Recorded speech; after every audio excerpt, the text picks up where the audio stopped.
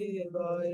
ओम नमो भगवते वासुदेवाय। ओम नमो भगवते वासुदेवाय। नारायणं नमस्कृत्यं नमस्कृतं नरं चैव नरोत्तमं नरं चैव देवीं सरस्वतीं व्यासं देवीं सरस्वतीं व्यासं ततो जयमुदीरये। ततो जयमुदीरये। नष्टप्रायेषु भद्रेषु नष्टप्रायेषु भद्रेषु नित्यं भागवत सेवया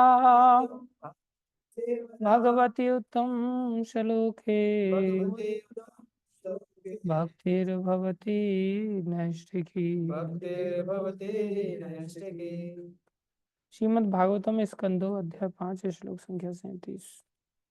पुरुषस्य मुखं ब्रह्म पुरुषस्य मुखं ब्रह्म क्षत्रम् एतस्य बाहवः क्षत्रम् एतस्य भावः पूर्वोर्वैश्यो भगवतः पुरुषो भगवतः पद्भ्यां शूद्रो व्यजायत।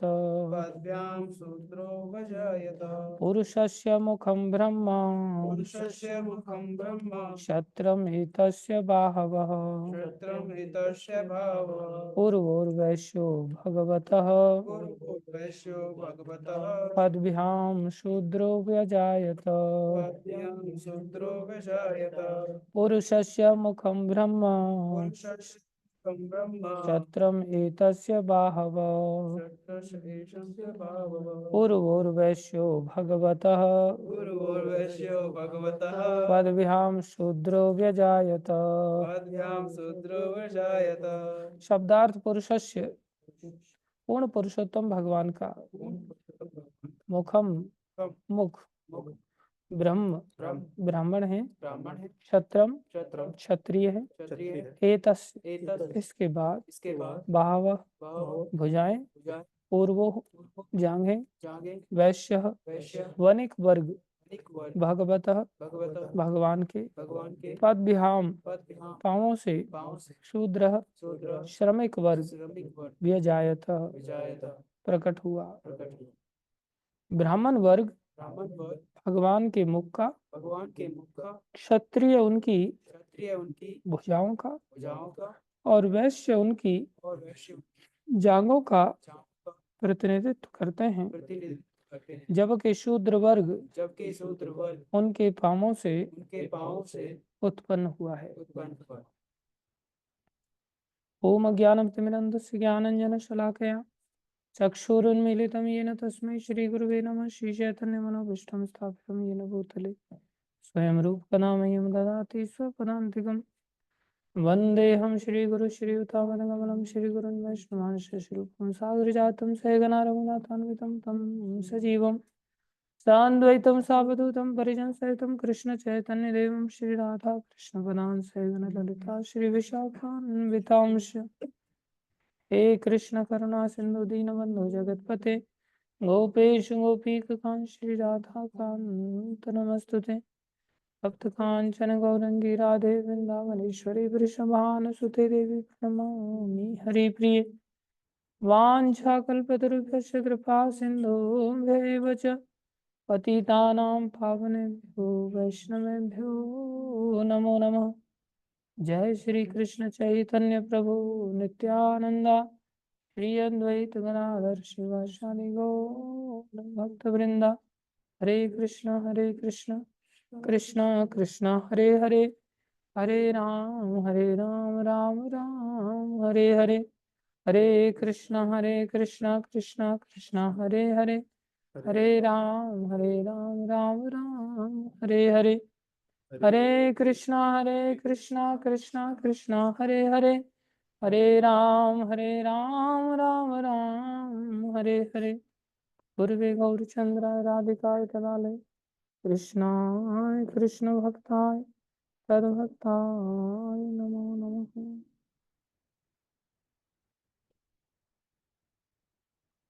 हरे कृष्णा। सभी भक्तों का हार्दिक अभिनंदन है, स्वागत है। क्या लिखा था तुमने कल की क्लास में? कल की में नहीं था? अच्छा, क्या लिखा है तुमने? this human form is provided to reach Krishna abode. If not, if you are not trying to reach to Krishna abode, then you will have to suffer in this 84 lakh species. आपने बताया था एक और था भक्ति भक्ति should be done as a सर्व भाव means जैसे आपने बताया था मनसा वाचा कर्मा, उसके बाद अपने शरीर बुद्धि इंद्रियां अहंकार स्वभाव इन सब का वर्णन किया।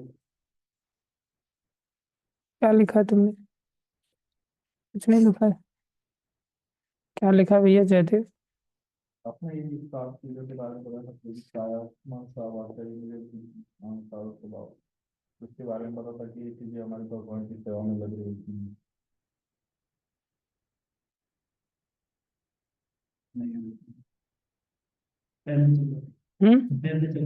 पेन नहीं चल रहा था। जय अरे वो ताली बजाओ सब इनके लिए। हरि बोल। इतनी सरलता से उत्तर दिया है आपकी। हाँ पाटिल ब्रो से लिया था, नहीं चल रहा था। ऐसा भरोसा क्यों करता है पाटिल के ऊपर कि तेरे को चलते वाला पेन देगा वो? मत भरोसा किया कर तू। ठग आदमी है, दूसरों को बिना चलने वाला पेन दे देता, खुद चलने वाला पेन रखता है। चला करके देना चाहिए था उसको। हाँ जी।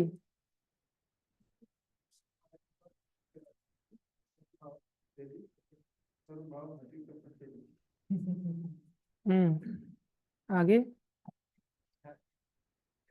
लिखा है तूने, लेकिन पता नहीं क्या लिखा है। सो ही परम प्रिय मोह। हाँ क्या लिखा है उसमें आपने फिर?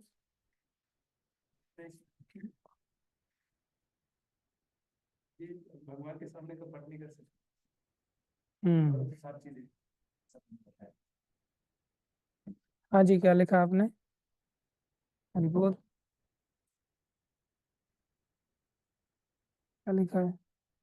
सर्वभाव भजी कपट त्यज। हम्म भगवान सर्वव्यापी है, भगवान सर्वव्यापी हैं।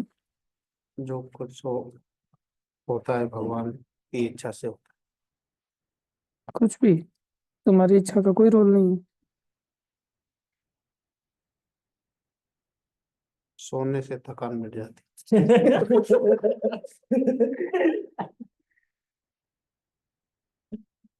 ये हो एकदम सार लिखा है बिल्कुल।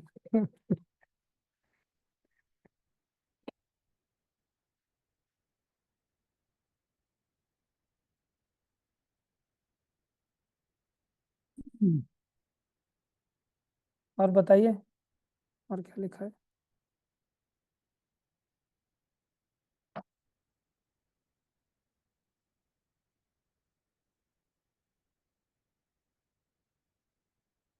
बस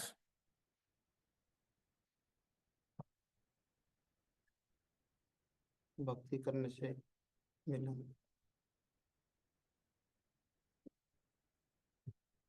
भगवान प्रकट रहे। यस वैष्णव सेवा प्रभु क्या लिखा है? हरे कृष्णा प्रभु जी प्रणाम। प्रभु जी इसके अंदर 7 लोग भगवान की कटी से ऊपर होते हैं और 7 कटी से नीचे होते हैं। उसके बाद आपने बताया था कि लीलाओं में से सिद्धांत को समझना बहुत आवश्यक है। और फिर कपट भगवान से छुपा नहीं सकते क्योंकि भगवान सर्वव्यापी है। और फिर भगवद गीता का 18.40 श्लोक आपने बताया था। 18.46। और फिर सोते समय भगवान शरीर में ऊर्जा का संचार करते हैं और भक्त जागते समय भी उस ऊर्जा को अनुभव करते हैं। तन मन और वचन से सेवा कर सकते हैं। और 7 आपने बताए थे जो तरीके हैं अपने शरीर वचन इंद्रियां बुद्धि मन अहंकार और स्वभाव। Very good. अहंकार और स्वभाव। स्वभाव। ठीक है आगे बढ़ते हैं। तात्पर्य अर्चनी बंदनी प्रातः स्मरणीय जगतगुरु श्रील प्रभुपाद जी द्वारा श्रील प्रभुपाद की जय। देखो 84 लाख योनियां हैं, और ये कोई शास्त्र की बात नहीं है, आंखों से हम देख सकते हैं। आंखों से देखने के पश्चात भी अगर हम अंधे बने रहें तो फिर कौन दिखाएगा फिर ऐसे व्यक्ति को। जैसे खरगोश जंगली कुत्ते को देख लेता है और खरगोश बड़ी तेजी से भागता आता है, उससे बचाने के लिए वो आंखें बंद कर लेता है, तो वो तो जानबूझ के आंखें बंद करके ऐसा सोच रहा है ना कि अब कुत्ता गायब हो गया। वास्तव में कुत्ता थोड़ी गायब हो गया। कई बार हम एक्सीडेंट के शिकार होने वाले होते हैं, उस समय अपने आप आंखें बंद हो जाती है कि नहीं। हम आंखें बंद करके क्या सोचते हैं, अब कुछ नहीं है, गाड़ी फाड़ी कहीं नहीं, कुछ नहीं, टकराने वाले नहीं, और उड़ा दिए जाते हैं, है कि नहीं। जानबूझ के आंखें बंद कर लेने से कुछ नहीं होगा। हमें इस चीज का एहसास होना चाहिए। 84 लाख योनियां दिखाई दे रही हैं, बड़े कष्टों से भरे हुए जीवन है। एक मौका मिला है मनुष्य शरीर से छूटने के लिए, लेकिन मनुष्य शरीर में भी अपने आप नहीं छूट जाएंगे। भक्ति करने का अवसर है, अगर हम भक्ति करेंगे तो अवश्य भक्ति की कृपा से हम छूट पाएंगे। भक्ति नहीं करेंगे तो बड़ा पछतावा होगा हमसे। लेकिन वो लौट के थोड़ी आ सकता है फिर। जो मौका हाथ से चला गया वो चला गया। अभी जैसे रोज ही हम लोग अपने जीवन में अनुभव कर सकते हैं, जैसे जिस दिन मंगल आरती जप वगैरह कथा वगैरह होता है तो उस दिन कैसा लगता है, बहुत अच्छा। बहुत अच्छा लगता है, कैसा लगता है। लेकिन जिस दिन हम आलस से कर जाते हैं और सोचते बड़ा कष्ट है, सुबह उठने में बड़ा कष्ट है, सबको झेलना पड़ता है। कोई ऐसा नहीं है कि एकदम से कोई सिद्ध महात्मा बन जाए। लंबा समय लगता है साधन अवस्था में। जब कष्ट तो आता ही है, चाहे उसे सुबह में ले लो या फिर दिन भर का झेलो। अगर सुबह में थोड़ा सा कष्ट उठा करके जल्दी उठ जाते तो सारा दिन कैसा लगता है, अच्छा लगता है। और अगर थोड़ा हम नहीं उठ पाते, उस कष्ट को नहीं उठा पाते, तो दिन भर किसी को मुंह दिखाने की हिम्मत होती है। क्यों हेमराज भाई, अपने खुद का भी मुंह देखने की हिम्मत नहीं होती होगी शीशे में, मैं कैसा लग रहा। अंदर से ही अपने आप ऐसी स्थिति फील होती है। कष्ट तो झेल ही रहे ना, लेकिन क्या फिर से उसे मंगल आरती वाले उस समय को वापस ला सकते हैं। जो सुबह का समय चला गया वो चला गया, अब तो दूसरे दिन ही मौका मिलेगा ना। सारा दिन तो कष्ट झेलना ही पड़ेगा ना। ऐसे ही मनुष्य शरीर भी हमारे जीवन में एक बहुत बड़ा मौका है। हम इसे चीटिंग प्रोपेंसिटी से, भक्ति से बचा करके अपने आप को सुखी नहीं बना सकते। हमें अपने आप को भक्ति से ही सुखी बनाने का एकमात्र आश्रय लेना होगा, अन्यथा दिन भर हम दुख का ही अनुभव करेंगे। कल हम चर्चा कर रहे थे कि 7 प्रकार का सर्वभाव हो जाता है। कितना भी गिरा हुआ पतित व्यक्ति हो, पुरुष हो, नपुंसक हो, नारी हो, ये लोग अगर सर्वभाव से अगर भजन करें तो भगवान सबको प्यारे हो जाते हैं। भगवान कहते हैं सो ही परम प्रिय मोह, वो मुझे परम प्रिय होता है।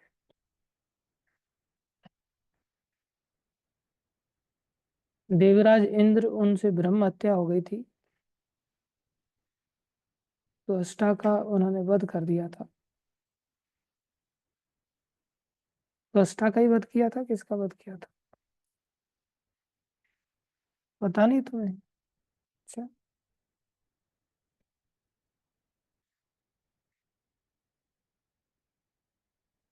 ये तो अष्टा के पुत्र का वध किया था।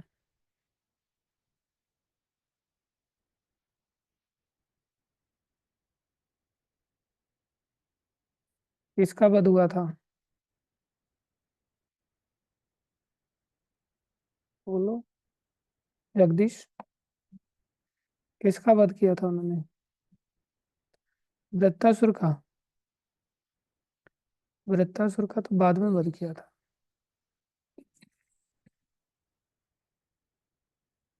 उससे पहले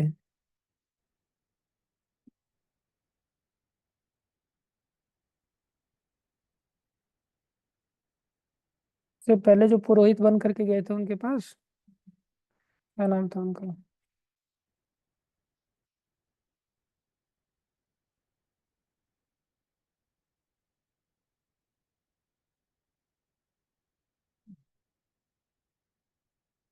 हम्म।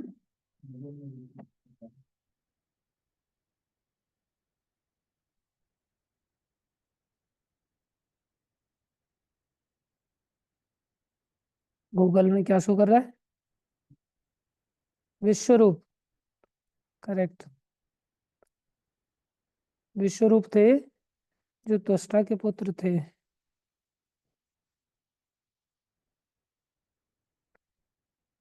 वो चोरी छुपे अपनी माता पक्ष को भी आहुति दे रहे थे, जो राक्षस वंश से थी।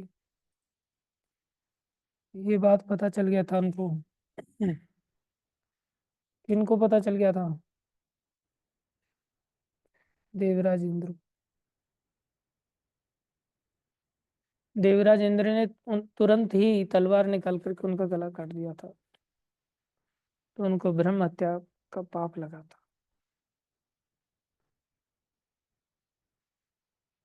तो वहां पर उनसे संकीर्तन यज्ञ कराया गया। बोले संकीर्तन यज्ञ इतना शक्तिशाली है कि आपने ब्राह्मण की हत्या क्यों न की हो,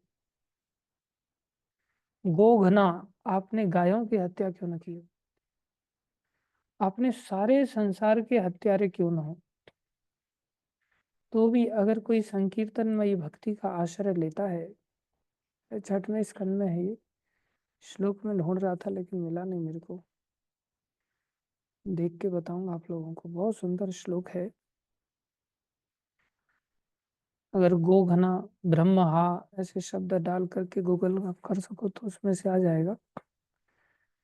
तो बोले केवल संकीर्तन अगर कोई करता है लेकिन कपट छोड़ करके, सर्वभाव भजी कपट तजी। कपट किसको कहते हैं? जब हम अपनी कमियों को कमी मानना चालू कर दें, कमी न मान करके अपनी कमियों को अच्छाई बना लेते हैं और चतुराई दिखाते हैं, तो फिर हम कपटी कहलाते हैं। सर्वभाव भजी, सर्वभाव किसको कहते हैं? जिसमें 7 चीजों से भगवान के लिए कार्य किया जाए। 7 चीजें कौन सी? शरीर से भगवान की सेवा की जाए, साथ में वचन से भगवान की सेवा किया जाए जीवा से, साथ में इंद्रियों से भगवान की सेवा किया जाए, मन से भगवान की सेवा किया जाए, बुद्धि से भगवान की सेवा किया जाए। और इतना सब लगाने के पश्चात भी ये देखा जाए कि हमारा ये सब चीजें अहंकार में तो नहीं जा रही हैं, कि ये सब चीजें मैं कर रहा हूँ। अर्थात अहंकार को भी भगवान की सेवा में लगाया जाए। रामायण में बड़ी सुंदर चौपाई बोले, चतुर किसाना। ये भक्ति मार्ग एक किसान की तरह है। जैसे किसान एक्सपर्ट होता है ना खेती बाड़ी करने के लिए, बिना एक्सपर्टीज के कितना भी उपजाऊ भूमि हो, कितना भी बढ़िया मीठा पानी हो, कितना भी बढ़िया बीज बोया हो, और उसमें से बड़ी सुंदर अच्छी तरह से फसल भी उग के आ गई हो, लेकिन साथ में जो खरपतवार उग के आ जाता है ना, खरपतवार समझते हैं?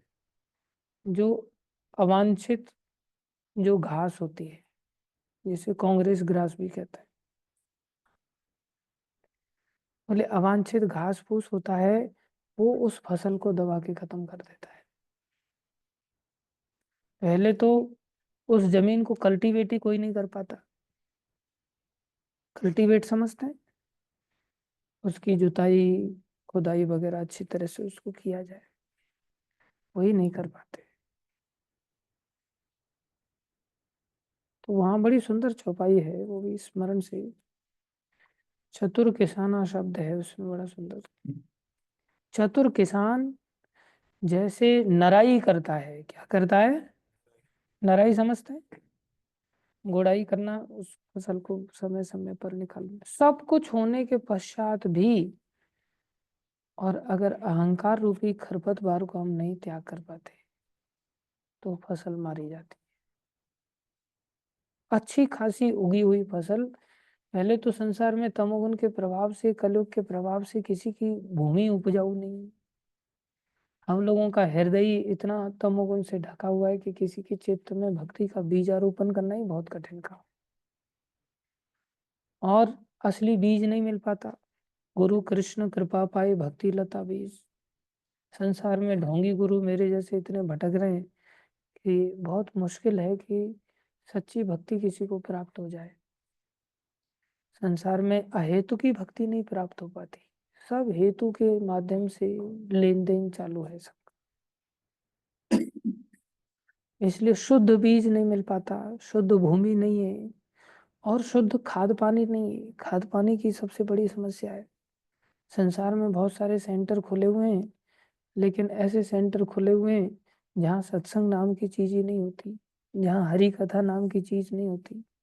लोग बस इधर उधर गर्लफ्रेंड बना लेते हैं, बाद में चल करके शादी ब्याह कर लेते हैं, शादी ब्याह करके पति पत्नी रह करके इस्कॉन के इंचार्ज बन करके बहुत सारे लोग पति पत्नी केवल सेंटर चला रहे हैं, अपना पेट भर रहे हैं। उनको कोई सेंटर में किसी को समर्पित कराने की चिंता नहीं कि भाई जीवों का समर्पण होना चाहिए, ये सेंटर लोगों के कल्याण के लिए है, ये मेरे रोटी खाने के लिए नहीं है। हर व्यक्ति अपनी सुख सुविधाओं के आधार पर भटक जाते हैं संसार में। कितने सारे ऐसे लोग हैं जो इस प्रकार से कार्य करते हैं। हाँ, बड़ा सुंदर है। कृषि नरावहि चतुर किसाना, बुध जिम तजय मोध मोह मदन माना। बोले बुद्धिमान व्यक्ति जैसे चतुर किसान है, कृषि नरावहि चतुर किसाना, जैसे खेती को नराते हैं चतुर किसान लोग, ऐसे ही बुद्ध जिम तजय मोध मद माना। अभिमाना मद माना एक ही बात है। अहंकार को जो व्यक्ति त्याग नहीं कर सकता वो फिर भोक्ता बन जाता है, क्योंकि अहंकार ही मैं को मेरा के प्रति प्रेरित कर देता है। जब मैं हूं तो फिर मेरा वर्चस्व बढ़ने लगता है और फिर मेरा भोग करने के लिए विवश कर देता है। इसलिए ये बहुत दुर्लभ पाया जाता है कि ऐसी परिस्थिति बन जाए, ऐसे सेंटर ही मिल जाए जहाँ खाद पानी मिलता रहे, जहाँ निरंतर सत्संग मिलता रहे। खाद पानी भी नहीं मिलता है, मिलेगा क्या मिलता है, निंदा चुगली। चार भक्त बैठ जाएंगे, एक दूसरे की निंदा चुगली करते हुए देखे जाएंगे। एक बालक कम उम्र के ही 17-18 वर्षीय अवस्था में उन्होंने घर त्याग कर दिया और वृंदावन में पहुंच गए। तो ऐसे ही सोच रहे थे कोई अच्छे गुरु मिले, कोई अच्छे संत मिले। तो एक महात्मा जी को प्रणाम किया उन्होंने, उनका नाम हाथी बाबा था। वो तखत पे लेटे रहते थे। तो उनसे उन्होंने जाकर के पूछा, प्रणाम किया। बोले महाराज कोई अच्छी बात बताइए, कोई कल्याणार्थ बात बताइए। तो बोले क्या उम्र है तेरी? बोले 17-18 साल।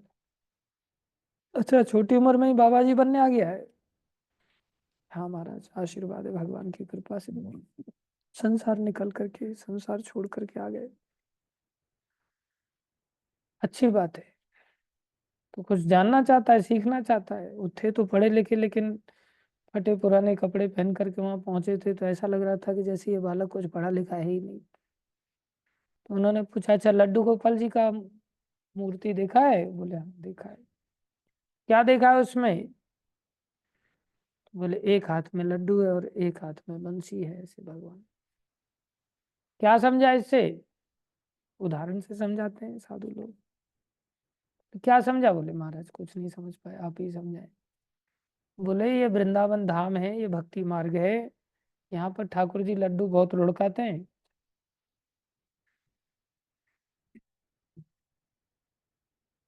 बोले इसके दो मतलब हैं, या तो लड्डू ले ले या बंसी ले ले।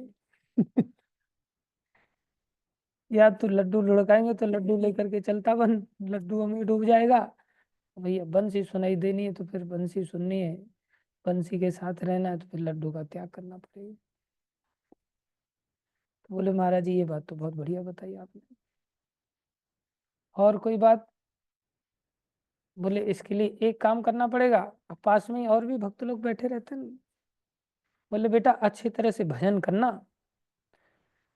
और भजन करके फिर लड्डू को छोड़ के भजन करना, सुख सुविधाओं को छोड़ करके भजन करना। तो पास में ब्रजवासी लोग बैठे हुए थे। तो ब्रजवासी तो मुंह फट होते हैं, बोलने में हिचकिचाते नहीं, चाहे कोई भी हो, देखा हो।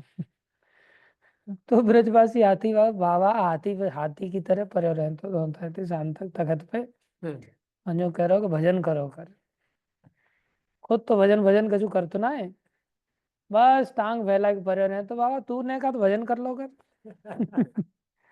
तो, तो बाबा को थोड़ा सा चुभी बात। तो उन्होंने, वो गृहस्थी आदमी था, तो उन्होंने उसको पास में बुला, इधर अरे जो बता, तो ब्याह है गो कि ना है? बोले हाँ बाबा ब्याह ब्याह तो सब है गो। तब तू न्यू बता, तेरी बहू तो तू मिलतो कि ना फिर?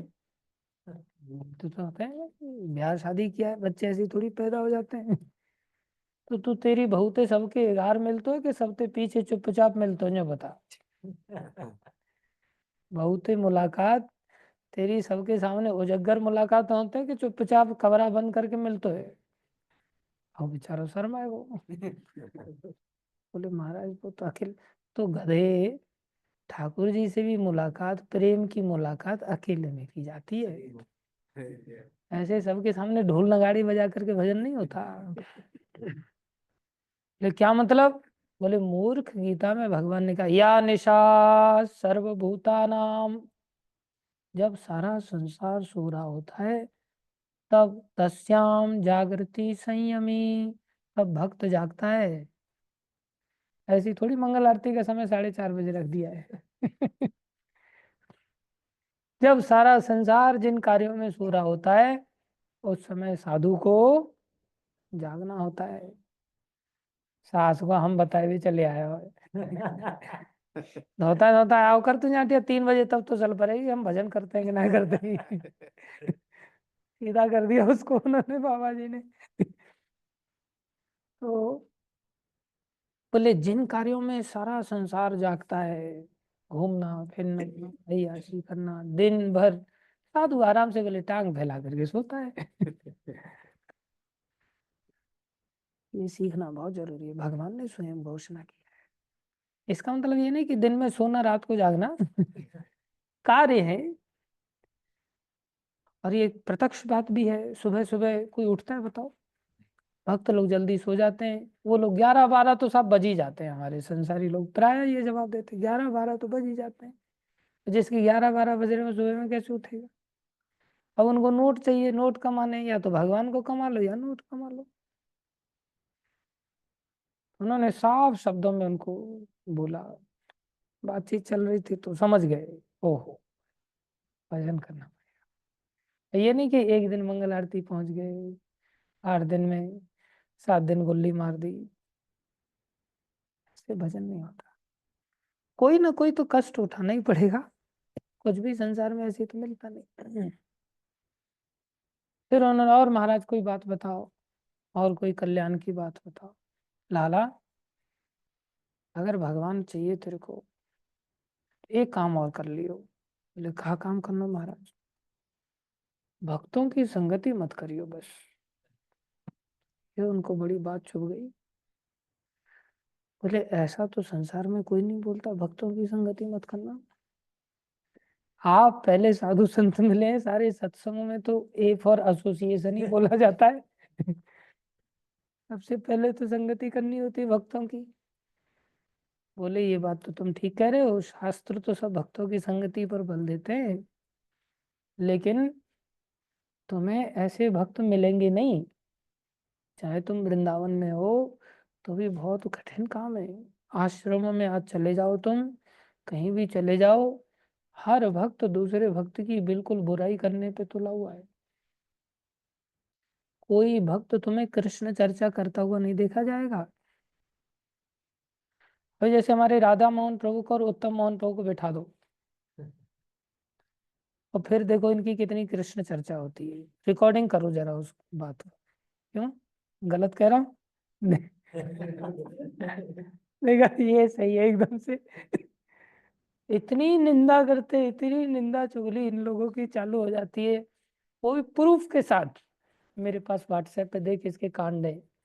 मेरे पास मैं भी कोई कम थोड़ी हूँ, मैंने भी खुदाई करके देख कहाँ कहाँ से फोटो निकाले हैं। कभी कृष्ण चर्चा नहीं करेंगे मूर्ख लोग। बहुत मुश्किल काम है, बहुत मुश्किल काम। जैसे अंशिका माता, हर्षिता माता मिल जाए तो देखो फिर वही निंदा चुगली चालू हो जाती है इन लोगों की। होती है कि नहीं?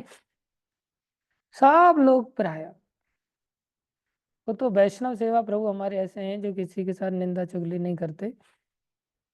घर की पता नहीं, मेरे को पत्नी के साथ बैठ के अगर चर्चा करते कि नहीं भक्तों की, वो नहीं जानता मैं, लेकिन बाकी लोगों के साथ तो भक्ति की चर्चा करते हैं।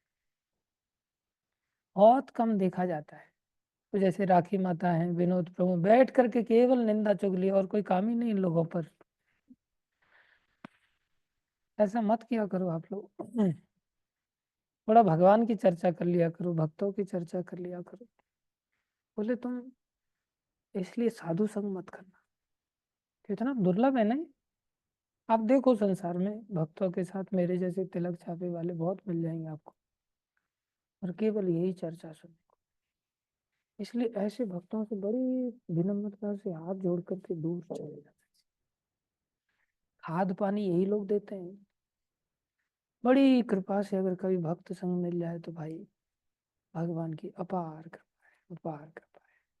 जैसे हनुमान जी का सानिध्य विभीषण जी को मिल गया था, बहुत दुर्लभ।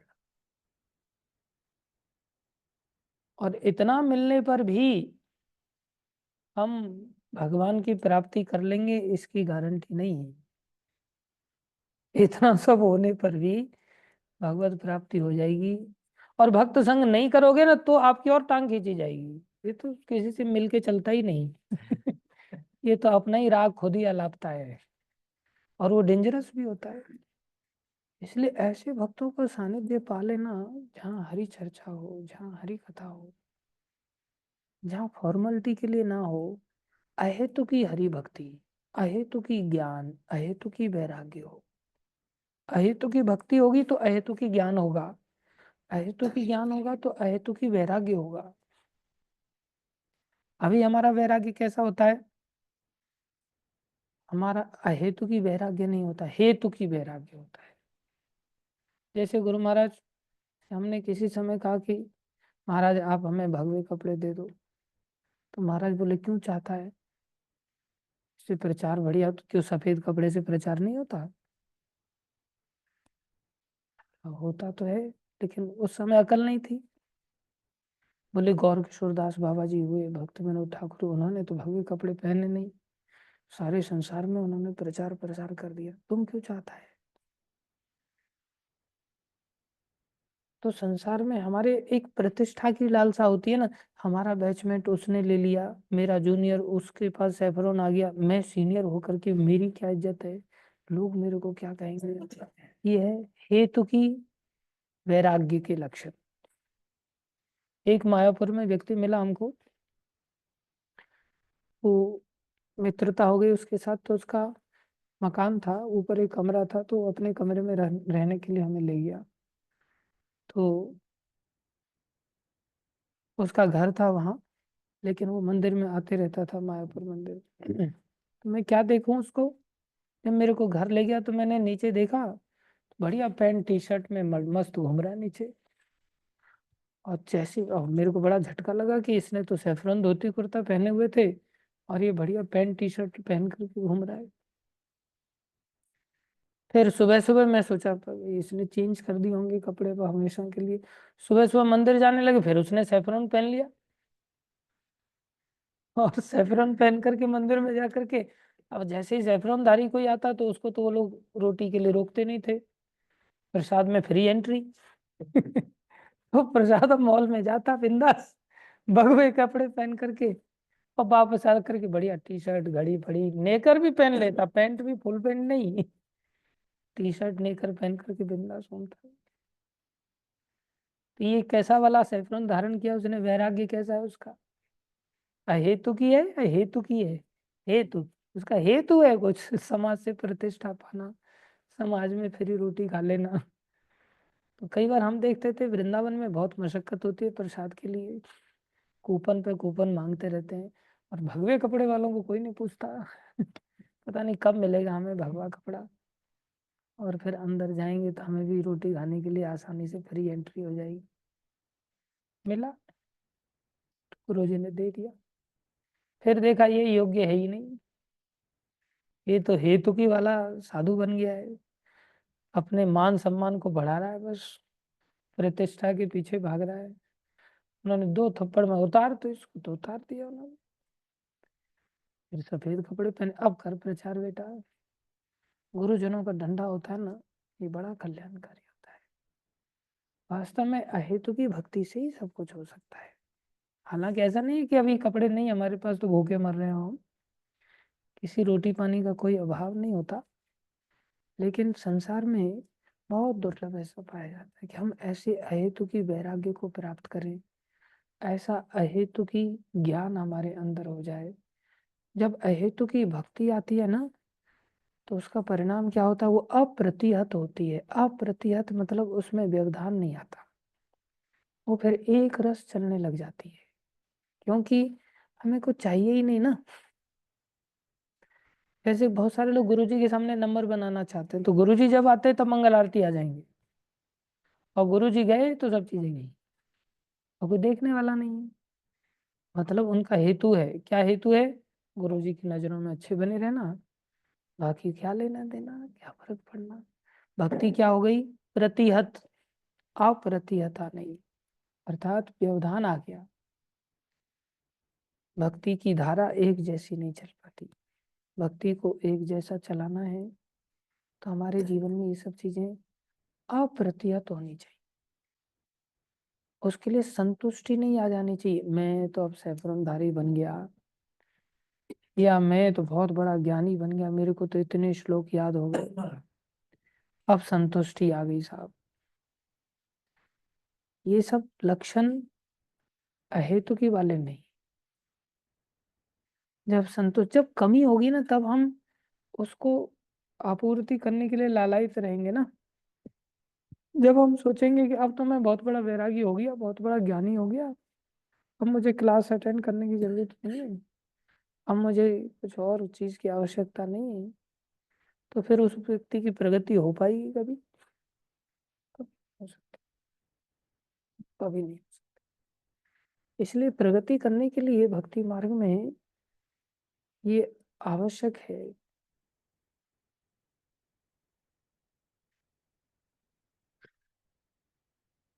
ये वाला श्लोक नहीं है, और एक श्लोक है,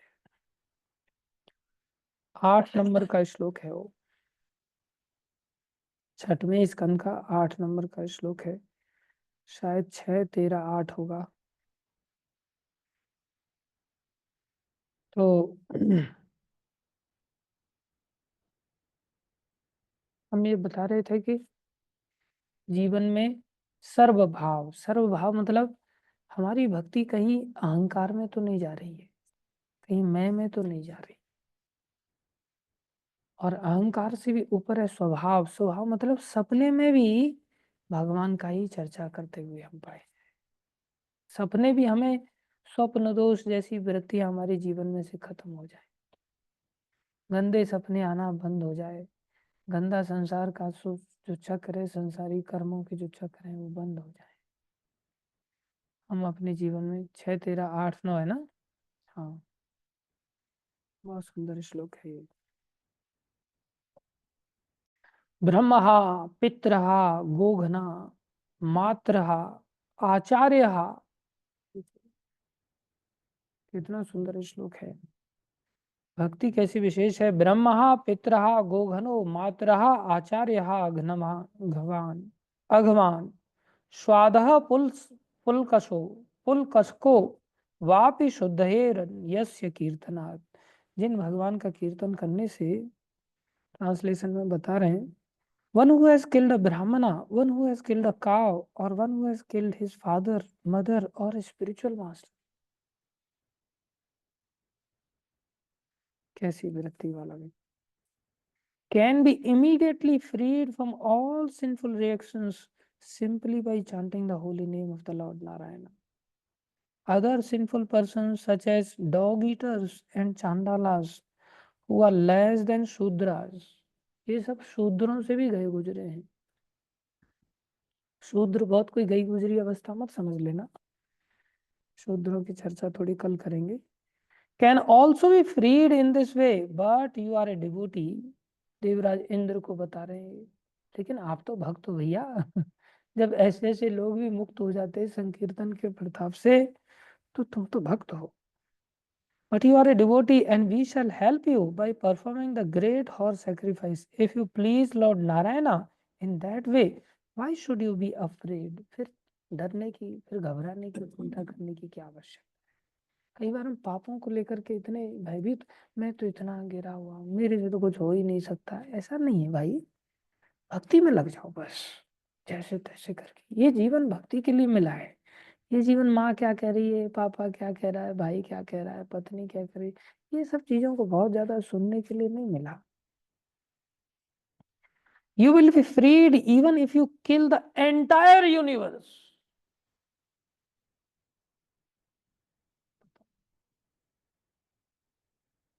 ये भी श्लोक है यहाँ पर। त्वम अश्वमेधेन महामखेन श्रद्धान्वितो। श्रद्धा के साथ करना पड़ेगा। कैसे करना पड़ेगा? श्रद्धा के साथ। श्रद्धा ही सर्वभाव का आश्रय है। विश्वास हो फलदायक का, ऐसा विश्वास हो जाए। श्रद्धान्वितो अस्मान भीर अनुष्ठितेन हत्वापि स ब्रह्मचराचरत्वम। सारा ब्रह्मचराचर, तुम चर अचर सबका हत्या करने वाला ही क्यों ना हो। न लिप्य से किम खल निग्रहेन। वो व्यवधान नहीं आएगा उसके जीवन में। You will be freed even if you kill the entire universe, including the Brahmanas, not to speak of killing a disturbing demon like Vritrasur।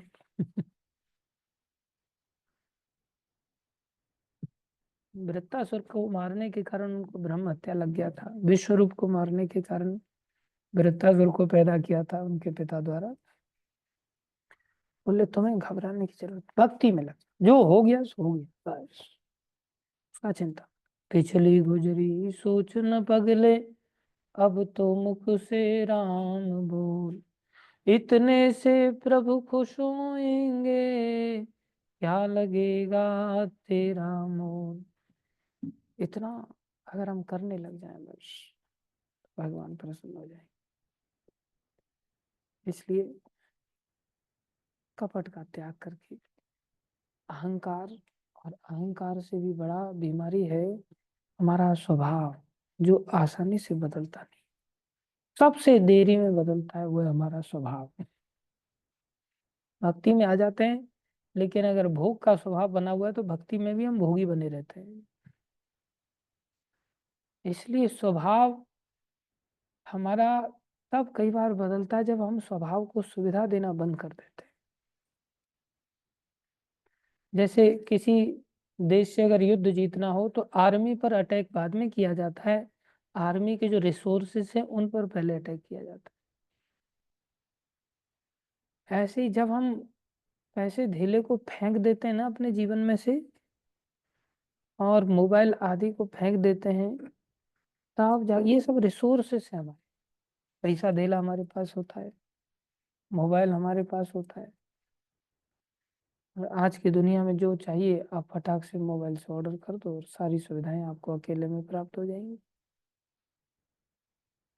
पहले तो आदमी दुकान पे जाने में शर्माता था कि दुकानदार से गंदी चीज मांगे कैसे। आज तो गंदगी भी मंगानी है आपको तो सब चीजें आपको उपलब्ध हो जाएंगी। अच्छी चीज भी मंगाने के लिए आदमी को कोई पूछने की जरूरत थोड़ी पड़ती है, उसके पास थोड़ा पैसा होना चाहिए और मोबाइल दिखा देगा पैसा देखो इसमें कहाँ है, वो उसके अंदर ही वॉलेट आ गया आजकल। बहुत खतरनाक है। इसलिए साधु बनने से पहले हमें ऐसी वृत्ति को अपनाना चाहिए। दूसरों के लिए हम ये सब कुछ कर सकते हैं, अपने लिए नहीं। अपने लिए त्याग करना चाहिए, तब जाकर के भाई कभी ऐसे भक्त बन पाएंगे, तब भगवत अनुभूति होगी।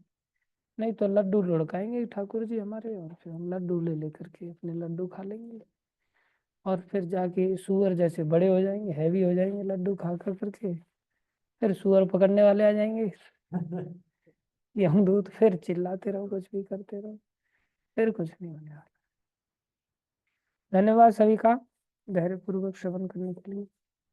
भागवत महापुराण की जय, श्रील प्रभुपाद की जय, श्री गुरु महाराज की जय, अनंत कोटि वैष्णव वृंद की जय, आप सब भक्तों की।